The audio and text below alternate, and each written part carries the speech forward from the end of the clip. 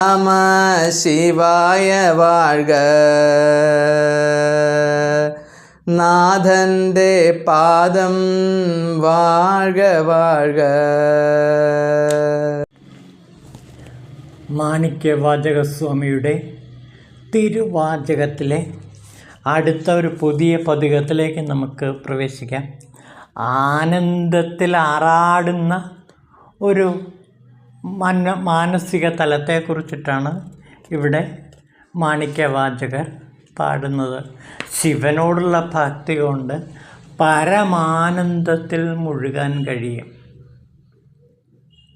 ശിവഭക്തി കൊണ്ട്, ശിവസാധന കൊണ്ട് ഒരു സാധകന് ലഭിക്കുന്ന പരമമായ സുഖമെന്ന് പറയുന്നത് പരമാനന്ദ നിർവൃതിയാണ്. നമ്മളെല്ലാം ജീവിക്കുന്നത് ആനന്ദത്തിന് വേണ്ടിയിട്ടാണ്, സന്തോഷത്തിന് വേണ്ടിയിട്ടാണ്. ഈ സന്തോഷത്തിന് വേണ്ടി പരക്കം പാഞ്ഞ് നാം ഓരോരോ പ്രവൃത്തികൾ ചെയ്യുന്നു. പക്ഷേ നമുക്ക് സന്തോഷമല്ല കിട്ടുന്നത്, പകരം ദുഃഖമാണ് കിട്ടുന്നത്. അല്പം സന്തോഷം കിട്ടിയാലും അതിൻ്റെ പിന്നാലെ ദുഃഖം പാഞ്ഞു വരും. അങ്ങനെ ദുഃഖത്തിൻ്റെ കയത്തിലേക്ക് നമ്മൾ വഴുതി വീഴും.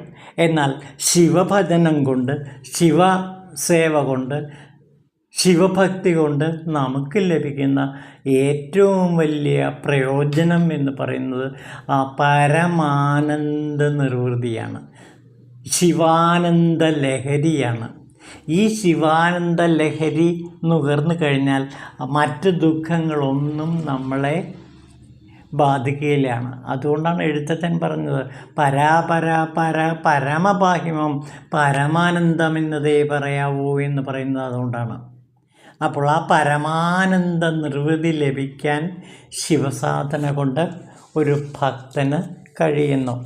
അപ്പോൾ അതിനു വേണ്ടിയുള്ള ഒരു മാനസികമായ തയ്യാറെടുപ്പാണ് ഈ 10 പദ്യങ്ങളുടെ മാണിക്യവാചകർ വിവരിക്കുന്നത്.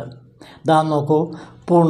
പുണരും നേരം വന്നു ചേർന്നെന്നു നീയൻതാതൻ, പുണ്യമാരെന്നെ നോക്കി പുണരാൻ കൊള്ളാത്തത് ഈ മേനിയെന്നറിഞ്ഞിട്ട് നീ എന്നെ വിട്ടുപോയി.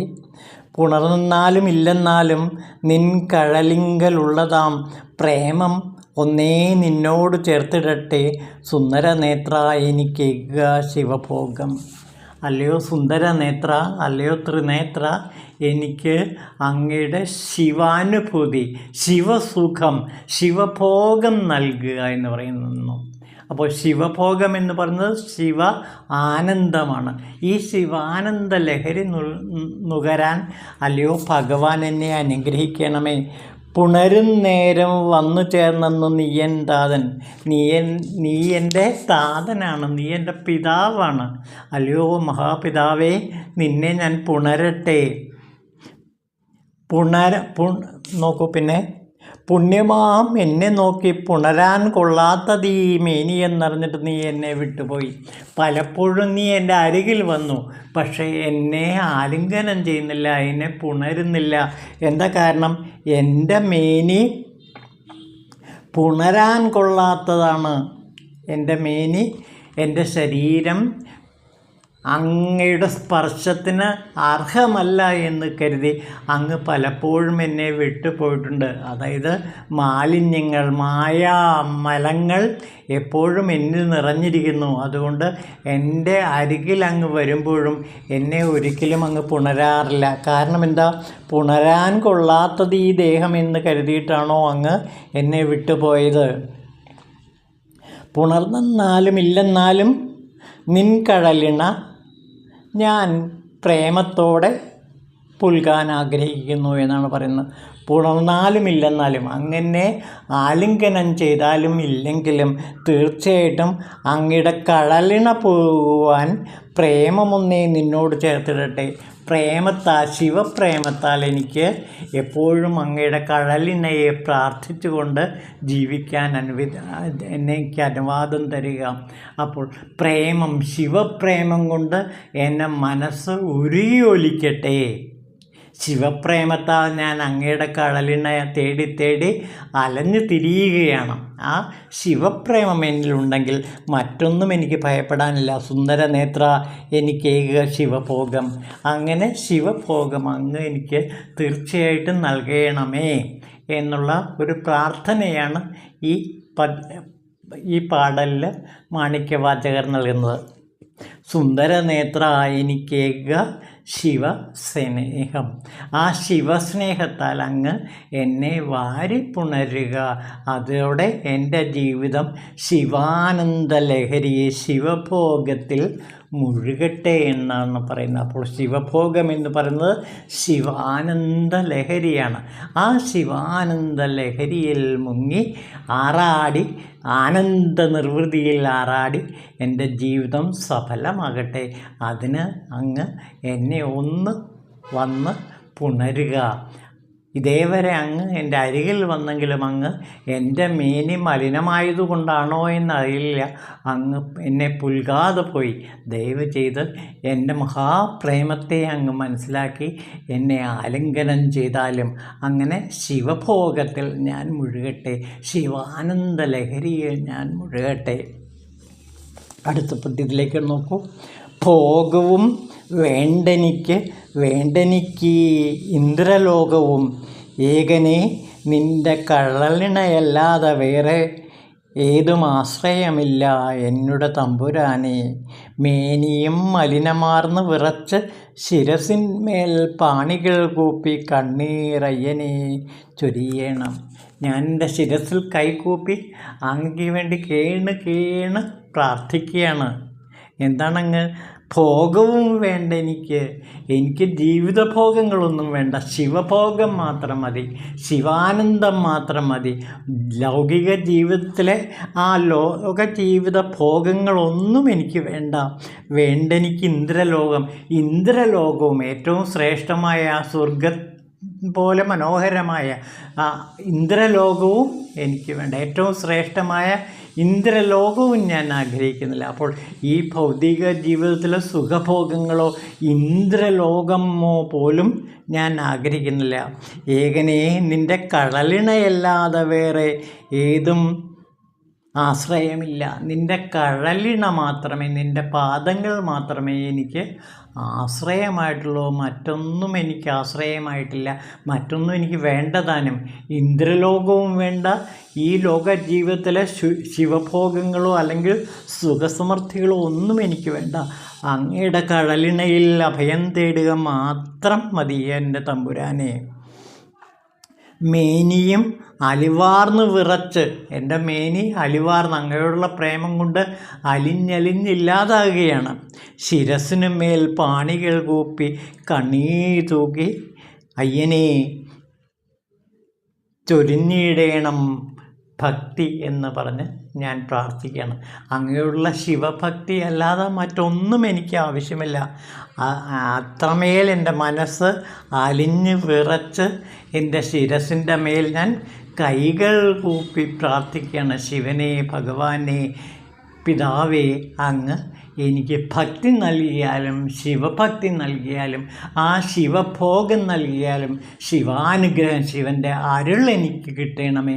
അങ്ങയുടെ കടലിണയല്ലാതെ മറ്റൊന്നും ഞാൻ ആഗ്രഹിക്കുന്നില്ല.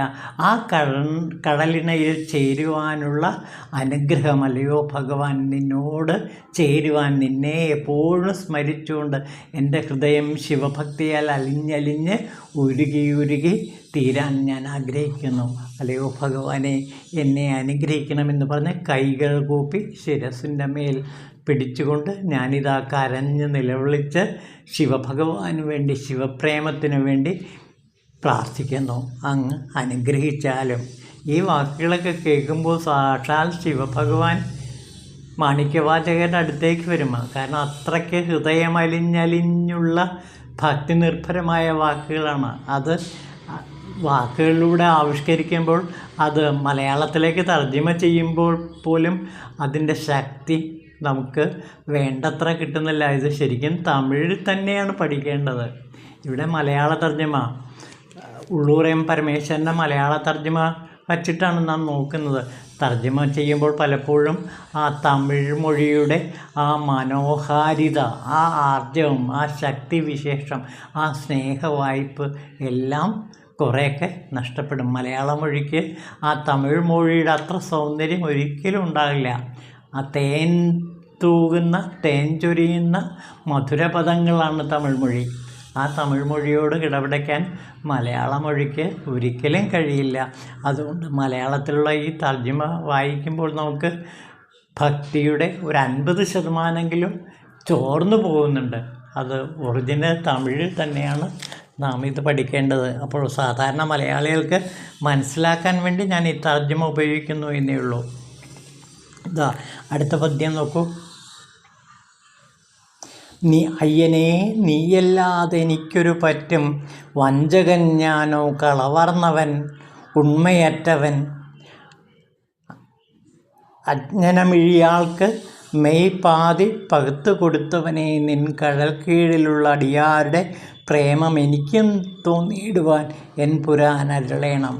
അങ്ങയുടെ അടിയാന്മാർക്ക് അങ്ങയുടെ എത്ര തീവ്രമാണോ ഭക്തിയുള്ളത്, ആ ഭക്തിഭാവം എനിക്കും നൽകുക ഭഗവാനെ എന്ന് പറയാം. അയ്യനെ പോറ്റി, നീയല്ലാതെ എനിക്കൊരു പറ്റുമില്ല. നീയല്ലാതെ മറ്റാരുമായിട്ടും ഞാൻ അലിഞ്ഞു ചേരാൻ ആഗ്രഹിക്കുന്നില്ല. നിന്നോടൊത്ത് മാത്രം പൂർണ്ണമായി അലിഞ്ഞു ചേരാൻ ഞാൻ ആഗ്രഹിക്കുന്നു. ഞാൻ എങ്ങനെയുള്ളവനാണ്? വഞ്ചകനും കളവാർന്നവനും ഉണ്മയറ്റവനും സത്യമില്ലാത്തവനുമാണ്.